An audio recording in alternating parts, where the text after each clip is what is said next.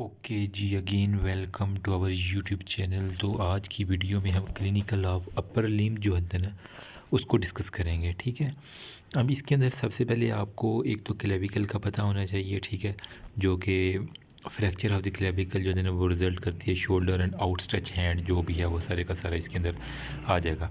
Next हमारे पास होता है स्कैपुला। स्कैपुला के अंदर जो होता है ना paralysis of the serratus interior जो होता है, जिसकी वजह से हमारे पास होता है विंगिंग ऑफ द स्कैपुला हो जाता है ना।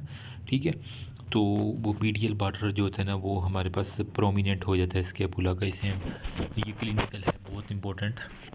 देन हमारे पास आती है ह्यूमरस। ह्यूमरस बोन आपको उसका अगर फ्रैक्चर हो जाए तो ग्रेटर ट्यूबरस टी, ठीक है, उसके अंदर ट्रोमा हो जाए तो कॉक्टेशन में है सुप्रास्पाइनेटस, इंफ्रास्पाइनेटस, टेरीज माइनर, सब स्कैपुलरस, वो सारे का सारा आ जाएगा।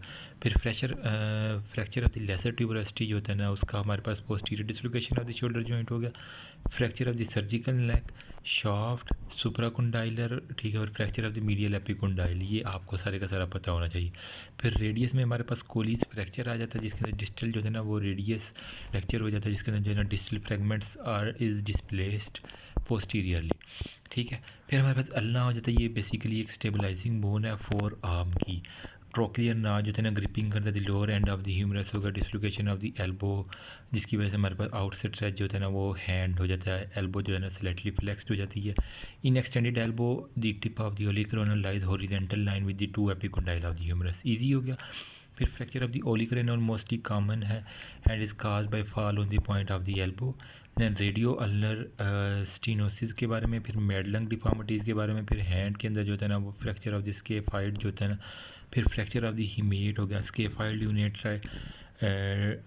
स्केफाइड है तो ल्यूनेट हो गया, ट्राइक्यूटल हो गया और पीजी फॉर्म हो गया, हुक ऑफ हीमेट इस तरह होती है ना। फिर बेनेट फ्रैक्चर हो जाता है, इसके अंदर जो है metacarpal of the thumb. Boxer fracture basically क्या होता है, fracture of the neck of the second and third metacarpals. ठीक है, उसके बाद हमारे पास जॉइंट के अंदर शोल्डर टिप्स आ जाते हैं, dislocation of the acromioclavicular joint हो जाता है। फिर हमारे पास शोल्डर जॉइंट जो है ना most prone to dislocation of the any other joint होगा। फिर शोल्डर टिप पेन में इरिटेशन ऑफ द डायाफ्राम, ठीक हो गया। देन हमारे पास जो शोल्डर जॉइंट जो है ना वो commonly approach surgically from front हो गया। From the aspiration needle must be introduce anteriorly through the deltopectoral triangle. Then हमारे पास फ्रोजन शोल्डर में बेसिकली टू लेयर्स होती हैं साइनोवियल मेम्ब्रेन की, जिसकी जो एडहेयर कर जाती हैं ना।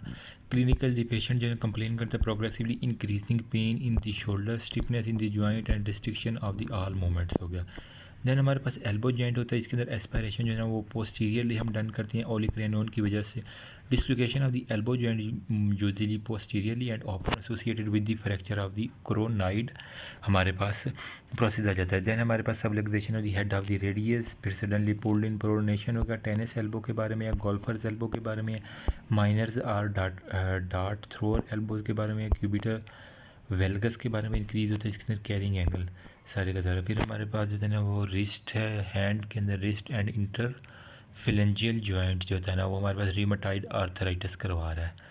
ठीक है, फिर गेंगलियन बेसिकली ये सिस्टिक स्वेलिंग है जो कि म्यूसिनस फ्लूइड के अंदर भरा होता है ना। फिर साइनोवियल शीट होती है अराउंड द टेंडन हो गया, फ्लेक्शन मेक करती है सिस्ट को enlarge and may be painful हो गया। डिक्वेरियन टेनोसाइनोवाइटिस हो गई, inflammation of the synovial lining of the APL हो गया और EBP हो गया। बुल राइडर थम्स के बारे में बड़ा आता है, ये स्प्रेन होता है रेडियल कोलेट्रल का। देन हमारे पास ब्रेस्ट के ऊपर आ जाता है पोलीमेस्टिया, पोलीथीलिया, एमेस्टिया, एथीलिया और गाइनोमेस्टिया, आपको पता होना चाहिए। फिर ब्रेस्ट कैंसर के बारे में आ जाता है, जिसके अंदर अपर लेटरल क्वाड्रेंट जो है ना वो 60% केसेस के अंदर जो है ना आपको पाल्पेबल होता है। मास जो होता है ना आपको पाल्पेबल इन एडवांस एज में कैंसर में भी इन्फिल्ट्रेटेड सस्पेंसरी लिगामेंट के अंदर। Cancer can be separated because of the communication of the superficial lymphatics breast across the middle, and cancer may separate from the breast to the other breast figure because of the communication of the lymph vessels with those abdomen. Cancer of the breast may separate to the liver. Okay, cancer may cell में drop into the pelvis. अच्छा, अगर pelvis के अंदर चले जाएंगे वहाँ पे अपने होंगे। फिर मेमोग्राफी एक टेस्ट होता है हमारे पास, वो फिर सैनिटेरियल लिम्फ नोड्स के बारे में कॉन्सेप्ट है। दैन हमारे पास एक्सिलरी आर्टीरियल पल्सेशन के बारे में, फिर ब्रेकिल प्लेक्सिस के बारे में, प्री फिक्स्ड ब्रेकिल है, पोस्ट फिक्स ब्रेकिल प्लेक्सिस है। साइट ऑफ इंजरी के बारे में, डिफॉर्मिटीज में फॉलोइंग मूवमेंट और लॉस्ट होगा। साइट ऑफ इंजरी होगा, नर्व रूट इन्वॉल्व होती है, डिसेबिलिटी हो जाती है। दैन हमारे पास शोल्डर रीजन्स के ऊपर injury to the axillary nerve आपके पास आएगी। इंट्रामस्कुलर इंजेक्शन हम दे सकते हैं।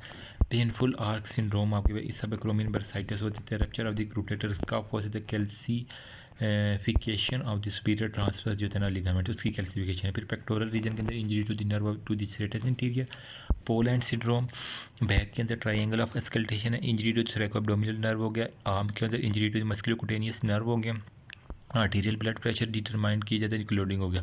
फिर anterior compartment of the four arm के अंदर म्यूजिशियन नर्व हो गया। फिर at the elbow behind the medial epicondyle Leyen at the wrist हो गया, ठीक है। देन हमारे पास अबव द एल्बो सुपराकोंडाइलर फ्रैक्चर हो गया और मीडियन नर्व का जो कार्पल टनल सिंड्रोम हो गया। देन हमारे पास आ जाता है posterior compartment of the four arm, इसके अंदर आपने देख लेना। फिर हेड के अंदर एलन टेस्ट एक इंपॉर्टेंट है, फिर गाइन किनाल है, फिर हमारे पास डिप्चुरियन कॉन्ट्रैक्चर सारे का सारा आ जाएगा।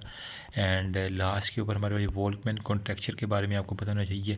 ये बेसिकली क्या है, इस्कीमिक मस्कुलर कॉन्ट्रैक्चर होता है। देन रेनाइड फेनोमेना में ischemia necrosis of the digital accompanied by pain due to anatomy abnormality underlying the disease होगा। टेनोसाइनोवाइटिस बेसिकली क्या है, inflammation of the tendon and synovial sheath के बारे में होता है। फिर हमारे पास ट्रिगर्स जो होता है ना वो फिंगर्स के बारे में आ जाता है। फिर मैलेट फिंगर्स के बारे में, बेसबॉल फिंगर जिसे हम कहते हैं। फिर हमारे पास हैमर फिंगर जो होता है ना जिसे हम कहते हैं वेटनरी डिफॉर्मिटीज़, ठीक है। तो इसके बारे में सारे का सारा कंसेप्ट आपको पता होना चाहिए। होप सो आपको वीडियो पसंद आई। अगर वीडियो पसंद आई तो वीडियो को लाइक कीजिएगा, चैनल को सब्सक्राइब कीजिएगा, बेल आइकन पर लाजमी क्लिक कीजिएगा ताकि आने वाली वीडियो आपको मिल सके। Thank you so much. And आप इसका स्क्रीनशॉट भी ले सकते हैं, कोई इतना मसला नहीं है, और ये स्टडी रिलेटेड टॉपिक आपके काफ़ी काम आएगा। Thank you.